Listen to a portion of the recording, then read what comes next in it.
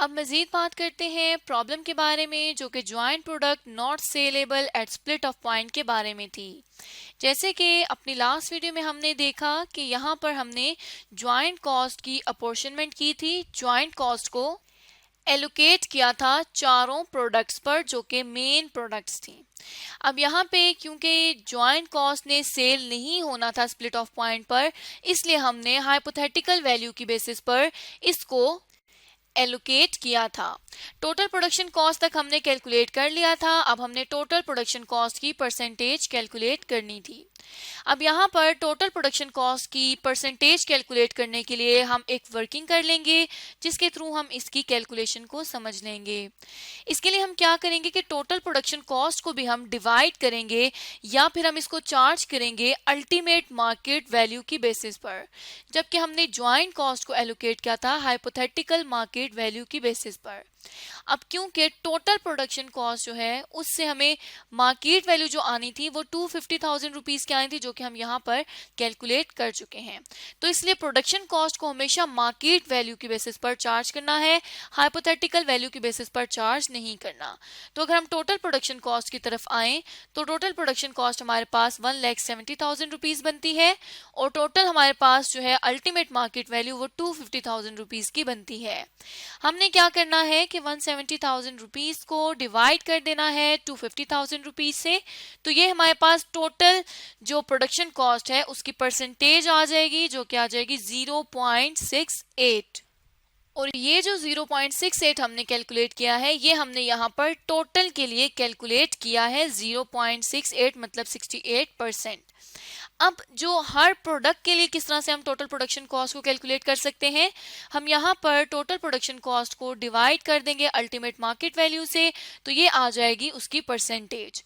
इसी तरह से नेक्स्ट के लिए भी हम टोटल प्रोडक्शन कॉस्ट को डिवाइड कर देंगे अल्टीमेट मार्केट वैल्यू से, तो हमारे पास आ जाएगा 0.65 की टोटल प्रोडक्शन कॉस्ट की परसेंटेज।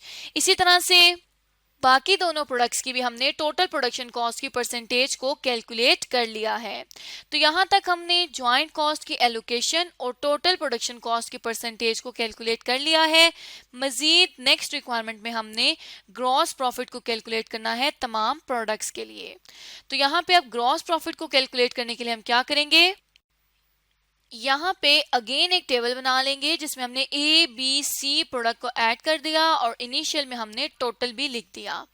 सबसे पहले तो हम यहाँ पर लिखेंगे कि सेल्स कितनी हुई हैं। अगर हम क्वेश्चन की तरफ आए तो हम देख सकते हैं कि हमें यूनिट प्रोड्यूस्ड और एंडिंग इन्वेंट्री जो है वो गिवन है। इसके थ्रू हमें ये पता चल सकता है कि अगर यूनिट प्रोड्यूस्ड इतनी है और एंडिंग इन्वेंट्री इतनी है तो इसके थ्रू हम सेल्स को कैलकुलेट कर सकते हैं।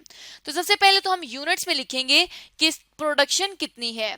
प्रोडक्शन की तरफ आए तो प्रोडक्शन हमें ऑलरेडी अवेलेबल है क्वेश्चन में, जो कि 60,000 टोटल है। 20,000 ए की, बी की 15,000, सी की 10,000 और डी की 15,000 यूनिट्स हैं। अब इस प्रोडक्शन में से अगर हम एंडिंग इन्वेंट्री की यूनिट्स को लेस कर देंगे तो हमें पता चल जाएगा कि कंपनी ने सेल कितनी यूनिट्स कर दी हैं। क्योंकि अगर टोटल इतनी है, अभी बची हुई जो है वो एंडिंग इन्वेंट्री पड़ी हुई है, तो रिमेनिंग की यूनिट्स सेल हो चुकी हैं। तो यहाँ पे हम एंडिंग इन्वेंट्री की यूनिट्स लिखेंगे जो कि हम यहाँ पर मेंशन कर दी है हमने। अब यहाँ पर अगर हम आए तो हम देख भी सकते हैं कि एंडिंग इन्वेंट्री की 2,000, 3,000, 2,000 और 1,000 यूनिट्स रिमेनिंग पड़ी हुई हैं जिनको हमने यहाँ पर मेंशन कर दिया है।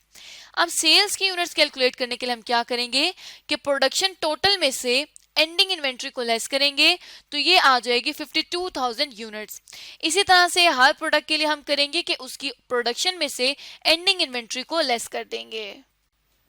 तो इस तरह से हमारे पास सेल्स की यूनिट्स आ जाएंगी तमाम प्रोडक्ट्स की भी और टोटल की भी। अब हमने क्योंकि ग्रॉस प्रॉफिट कैलकुलेट करना है उसके लिए हमें सेल्स की रुपीस में वैल्यू चाहिए।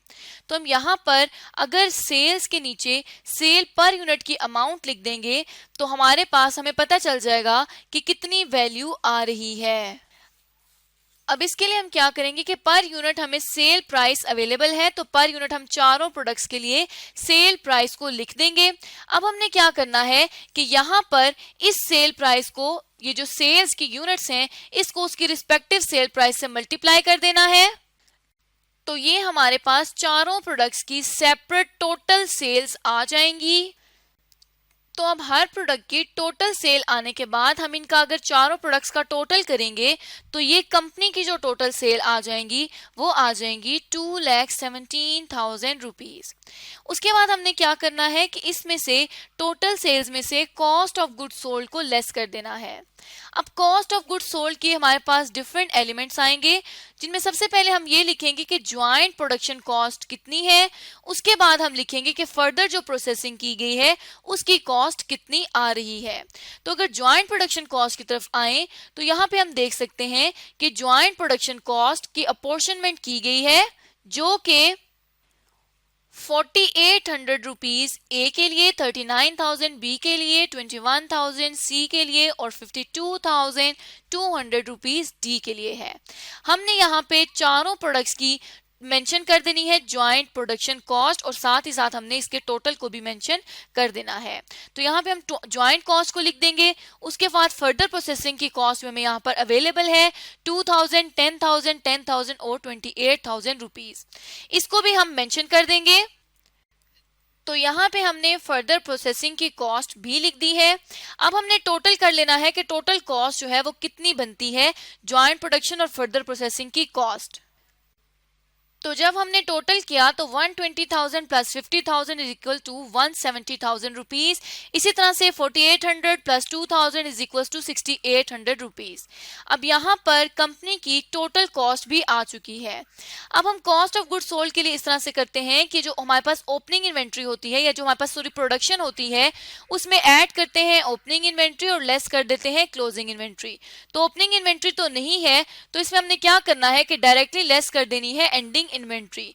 तो अगर एंडिंग इन्वेंट्री को देखें तो एंडिंग इन्वेंट्री की हमें वैल्यू अवेलेबल नहीं है, लेकिन हमें ये पता है कि एंडिंग इन्वेंट्री की यूनिट्स कितनी हैं। तो वैल्यू को जानने के लिए हम क्या करेंगे कि जो टोटल प्रोडक्शन कॉस्ट है उसको उसी यूनिट की डिवाइड कर देंगे प्रोडक्शन के साथ। तो यहाँ पे हम क्या करेंगे कि 6,800 को डिवाइड कर देंगे 20,000 प्रोडक्शन के साथ। तो ये हमारे पास आ जाएगा 0.34।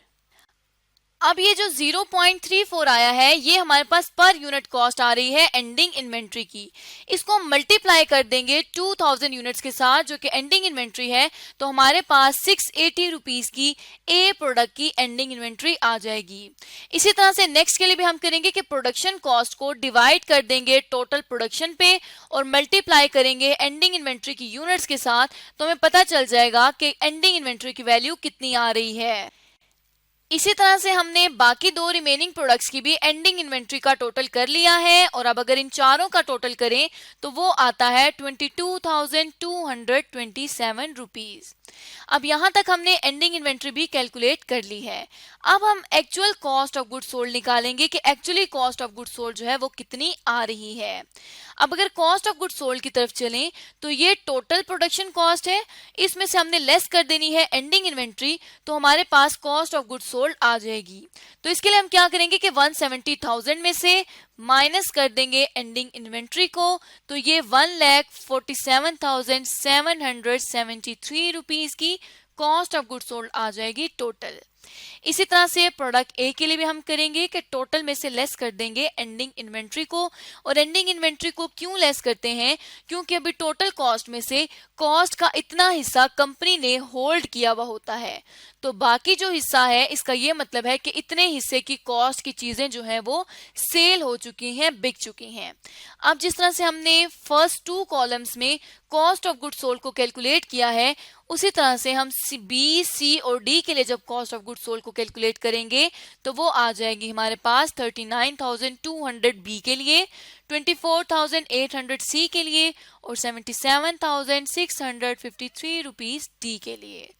कॉस्ट ऑफ गुड्स सोल्ड हमारे पास अब कैलकुलेट हो चुकी है और टोटल सेल्स भी कंपनी के पास अवेलेबल है। अब क्या करना है कि हमने ग्रॉस प्रॉफिट को कैलकुलेट करना है। ग्रॉस प्रॉफिट क्या होता है, टोटल सेल्स में से जब कॉस्ट ऑफ गुड्स सोल्ड मतलब उतनी कॉस्ट लेस हो जाती है जो कि गुड्स को सेल करने में लगी है, तो हमारे पास रिमेनिंग जो बैलेंस बचता है वो ग्रॉस प्रॉफिट का बचता है। तो यहाँ पे हम टोटल सेल में से कॉस्ट ऑफ गुड सोल्ड को लेस कर देंगे तो आ जाएगा 69,227 रुपीज का ग्रॉस प्रॉफिट।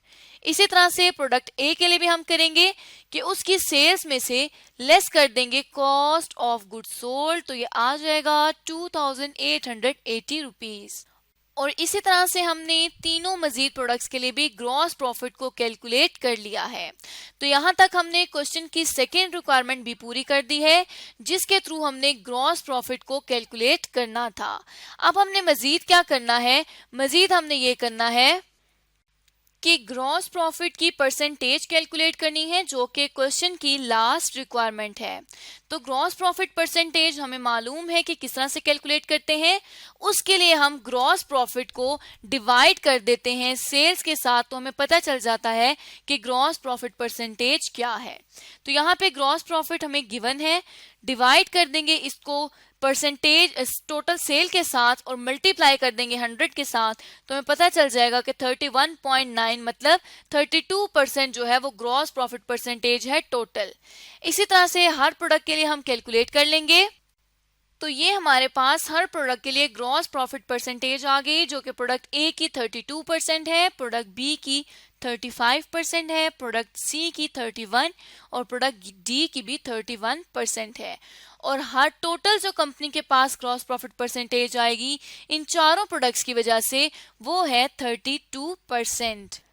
तो इस तरह से हमने क्वेश्चन को कंप्लीट कर लिया है, जो कि हमें यहाँ अवेलेबल था अल्फा इंटरनेशनल्स के लिए। तो हम ये जान चुके हैं कि जब भी कंपनी कंपनी की ज्वाइंट प्रोडक्ट सेल नहीं हो सकती उसके स्प्लिट ऑफ पॉइंट पर, तब कंपनी हाइपोथेटिकल वैल्यू की बेसिस पर अपनी ज्वाइंट कॉस्ट को एलोकेट करती है। और ग्रॉस प्रॉफिट अगर कैलकुलेट करना हो तो उसके लिए हम किस तरह से वर्किंग कर सकते हैं। तो यहाँ तक हमने अपनी प्रॉब्लम को कंप्लीट कर लिया है।